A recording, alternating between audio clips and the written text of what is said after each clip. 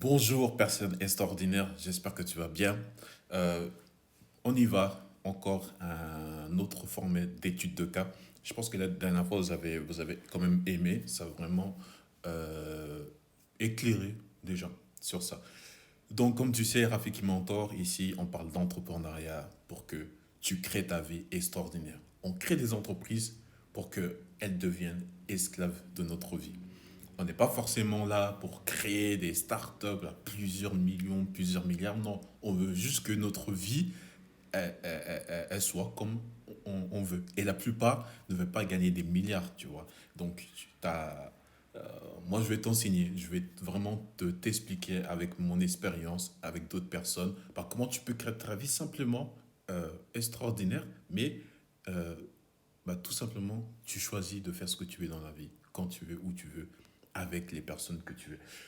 Mais ça, on est obligé de passer par des éclaircissements, des incompréhensions. Donc, le sujet de la vidéo aujourd'hui, c'est venu en fait d'une discussion avec une entrepreneuse que j'ai eue au téléphone, où on a parlé longuement, où elle a commencé à vouloir faire tout seul, à vouloir se spécialiser dans un domaine. Et je lui ai dit, et c'est là que ça m'a tilté, parce que c'est ce qu'il dit Robert Kiyosaki dans son livre. En fait, la plupart des entrepreneurs que tu vois, lui, il appelle ça des travailleurs autonomes.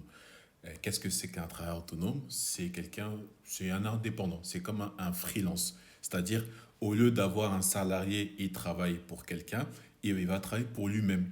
Et c'est là le piège où on dit souvent, je travaille pour mon propre compte, je suis mon propre patron.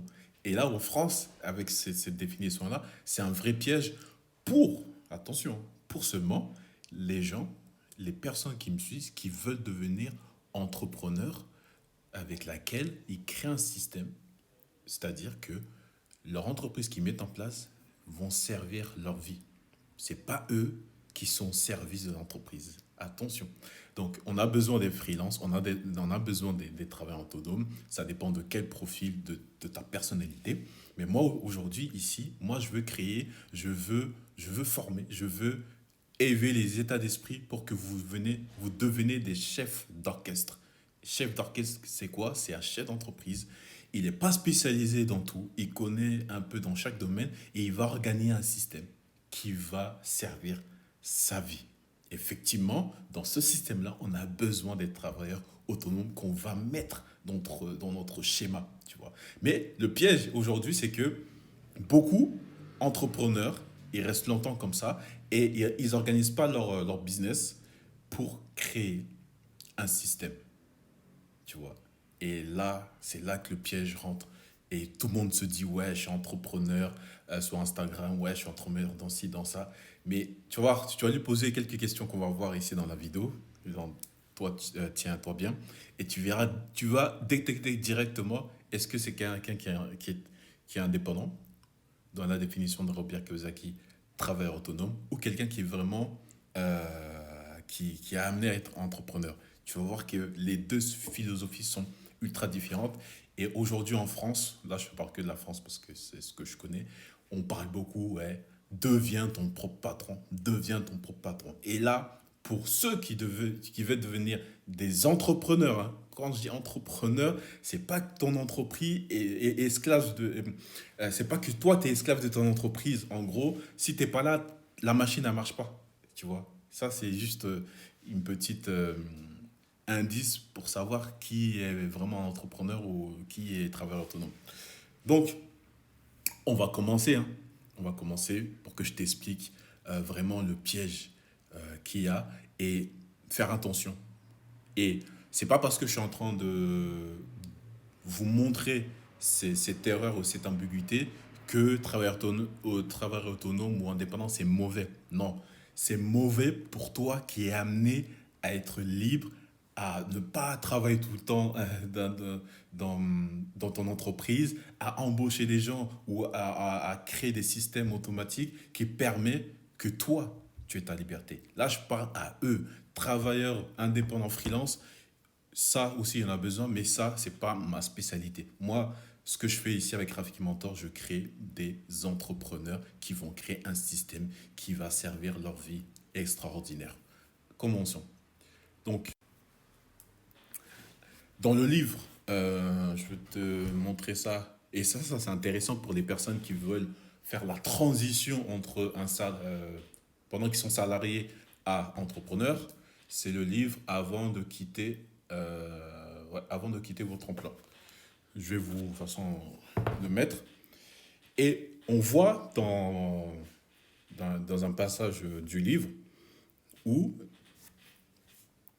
il dit travailleurs autonomes. Travailleurs autonomes, freelance, les personnes qui sont spécialisées, c'est des graphistes, des avocats, bref, ils ont leur spécialité vers eux et ils échangent aussi leur temps contre de l'argent, sauf qu'ils ne sont pas salariés. Ils n'ont pas de statut de salarié. Alors, il disait que mon père riche était inflexible lorsqu'il affirmait qu'un grand nombre d'entrepreneurs ne sont pas des propriétaires d'entreprise. Quand je dis propriétaire d'entreprise, dans ma définition, entrepreneur. Mais des travailleurs autonomes, c'est-à-dire des entrepreneurs qui possèdent un emploi et non une entreprise, et non un système. Il disait, un individu est probablement un travailleur autonome si son nom, le nom de sa société, c'est son propre nom, et que si ses revenus se tarissent dès qu'il cesse de travailler, là tu vas détecter si c'est un travailleur autonome, et si ses clients s'adressent directement à lui. Donc il n'a pas un système où il y a une secrétaire ou un pôle, entre guillemets, même si c'est une personne commerciale qui va réceptionner, et c'est lui qui fait tout. Et si ses employés font directement appel à lui à chaque problème, en gros, chaque problème que tu as, c'est toi. Alors que un entrepreneur, il va embaucher des gens qui sont plus spécialisés que lui dans un domaine encore plus mieux que lui. Donc, et lui va diriger directement. Voilà, si tu as une question sur le SAV, si tu as une question sur le produit, lui, c'est lui qui est à la base, parce que toi, tu as embauché, t'as embauché ou travaillé avec des travailleurs autonomes pour créer par exemple un logiciel, et vu que toi tu ne connais pas toutes les fonctionnalités, la personne a même de répondre à toutes les questions, bah, ça sera cette personne-là qui a mis en place ce produit-là. Toi, peut-être tu auras tu auras des informations générales, mais tu ne seras pas le spécialiste. Donc du coup, très vite, tiens, numéro de téléphone, service technique, et c'est pas toi. C'est pas toi. Donc, et ces employés font directement appel à lui en cas de problème. Tu vois. Alors, le travailleur autonome peut être très bien un individu le plus intelligent et le plus talentueux et le plus instruit de toute l'entreprise. Quand je disais sur notre vidéo, pour entrepreneur, pour vraiment devenir un entrepreneur, il faut être bête. Bête dans le sens, il ne faut pas être le plus intelligent. Il faut pas, en gros, c'est toi qui connais tout. Plus tu connais tout, plus tu vas vouloir faire tout seul, plus tu auras difficilement, euh, tu feras déléguer difficilement des tâches parce que tu vas dire non, il y a que moi, c'est moi le meilleur, et tu vois, on rentre dans une espèce d'ego bizarre. Et plus là, ok, tu te feras de l'argent, mais au prix de quoi? Au prix du temps que tu vas manquer auprès de ta famille, au prix du temps que tu vas manquer auprès de tes enfants, au prix, voilà, tu vois, au prix de beaucoup de sacrifices, tu vois. Donc, tu vois là, rien que là, avec ce que il te dit Robert Kiyosaki, et là, c'est ça qu'il faut faire attention. Et je suis bien d'accord avec toi qu'au début, c'est difficile, ça dépend de ce que tu fais, mais avec Internet, très vite, tu peux préparer. En fait, avec Internet, très vite, tu peux te créer un système, tu vois. Tu peux créer une entreprise qui travaille pour toi, tu vois. Peut-être là, avec ce livre, peut-être à l'époque, il n'y avait pas encore l'avènement d'Internet, des facilités de logiciels, d'automatisation, tout ça. Il n'y avait pas encore. Mais aujourd'hui, ok, au début, tu vas travailler toi, tu seras en mode position de travail autonome, mais très vite, pendant que tu es travailleur autonome ou un freelance, tu organises ton entreprise pour qu'elle marche tout seul. Mais ton état d'esprit, dès le départ, il est orienté vers là. Dès le départ, ton entreprise est orientée vers ah, bientôt, ce ne sera pas plus moi qui fera ça. Donc, du coup, je fais du chiffre d'affaires et j'ai l'argent, boum, je délègue. Tu vas commencer peut-être avec une freelance. Comme ça, en France, voilà, on connaît les charges. Et au fur et à mesure, ces freelances te ramènent encore plus d'argent. À un moment donné, ça va te donner un budget pour carrément l'embaucher. Et là, tu l'embauches, boum, ta liberté. Et là, au fur et à mesure, tu verras que bah, dans quelques mois, ou peut-être dans quelques années, ça dépend de ton entreprise, ta motivation et ta détermination. Mais très vite, tu pourras faire des journées où tu te lèves matin, tu ouvres ton, ton tableau de bord d'entreprise et tu regardes juste les chiffres et tu as une réunion chaque semaine avec ton responsable commercial ou ton responsable opérationnel qui délivre les produits et vous faites le point. C'est tout. Et les personnes qui délivrent, qui cherchent les clients, tout est automatisé parce que tu as créé un système. C'est clair qu'au début, ça ne va pas se passer comme ça. Au début, effectivement, tu deviens un travailleur autonome. Mais très vite, tu réfléchis à être et tu mets en place les bonnes procédures pour être travailleur autonome. Et comme je te disais, avec l'ère d'Internet, avec l'ère où des développeurs sont en train de faciliter la tâche avec des outils qui coûtaient moins cher. Avant, c'était cher d'avoir ça. Aujourd'hui, très vite, c'est moins cher. Tu peux très rapidement te créer un système. Tu peux très rapidement être vraiment un entrepreneur. Donc, tu vois, là, c'est même pas moi qui le dis, tu vois. Même moi, je l'avais remarqué. Moi aussi, quand je débutais dans la formation, j'avais mon auto-entreprise. J'étais travailleur autonome. Mais travailleur autonome, je préparais déjà l'automatisation. J'avais déjà cette notion, bah, je vais appeler d'autres profs, d'autres formateurs qui vont me faire les supports de formation. Et c'est pas moi qui le faisais, tu vois. Même s'il y a des tâches où c'est moi qui le faisais, mais dès le départ, mon état d'esprit était cette tâche-là, bientôt, je vais pas la faire. Bon, j'ai pas le budget, bref, je vais essayer de le faire moi-même, du mieux que je peux, mais très vite, je délègue. Ou sinon, ah, je peux pas le faire moi-même, mais c'est vraiment une expertise qu'il faut avoir. Bah, tu cherches quelqu'un et tu négocies avec lui.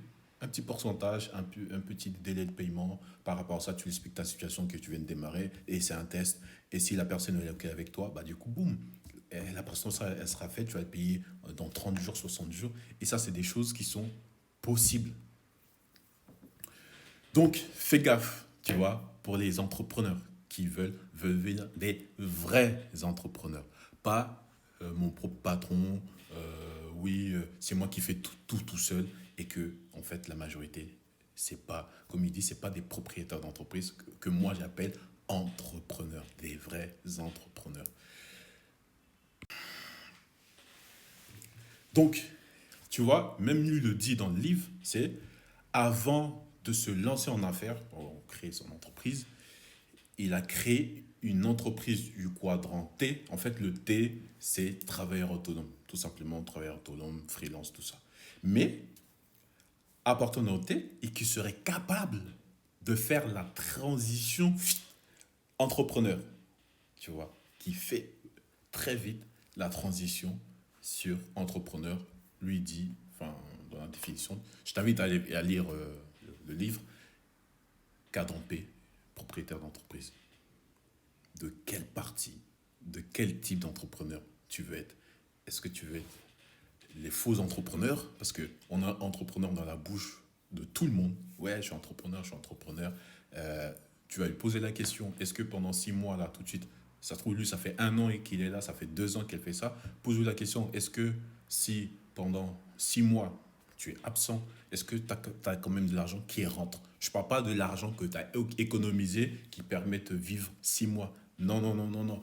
Que l'argent se rajoute à ton compte alors que pendant 6 mois, tu ne touches même pas. Tu verras dans la masse d'entrepreneurs que tu vois dans ton réseau, tu verras dans la masse, il y en a plein, ils ne sont pas du tout dedans. Ils ne sont pas du tout dedans. Donc, si tu veux en savoir plus, c'est le livre. Je pense que ça va intéresser pas mal de personnes parce que même moi, celui-là, je ne l'ai même pas lu. C'est là, dernièrement, je crois qu'à l'époque, je ne sais pas s'il était sorti ou peut-être il était en version anglaise, mais il n'y avait pas. Mais il t'explique vraiment comment tu fais la transition quand tu es salarié à devenir entrepreneur. Ton état d'esprit que tu dois développer pour que tu deviennes un entrepreneur. En tout cas, j'espère que ça t'a aidé. Et bon, si tu veux encore des vidéos comme ça, mais c'était important que je le précise, tu vois, que je le précise pour que tu saches ce que tu veux choisir. Il y en a, personnellement, ils sont faits pour être travailleurs autonomes, ils sont faits pour être oui, des travailleurs autonomes. Ça, il n'y a aucun problème, tu vois. Ça, il y a son chemin. Ici, le chemin de Rafiki Mentor, c'est on crée des chefs d'orchestre. On veut de la liberté, c'est-à-dire que on veut voyager, on veut dormir tranquille, on veut, bah, quand on n'a pas envie de travailler, bah, on ne travaille pas. Et ça ne diminue pas ce qui rentre directement dans ton compte en banque. Donc, c'est ça que je veux, en fait, apprendre aux gens parce que en réalité, je sais que la plupart des gens, quand tu parles de réussite, généralement, c'est que ils veulent faire ce qu'ils veulent, quand ils veulent, où ils veulent, avec la personne qui veut. Enfin, je sais plus, tu vois. Donc, merci. Est-ce que tu es un faux entrepreneur? Pose-toi la question.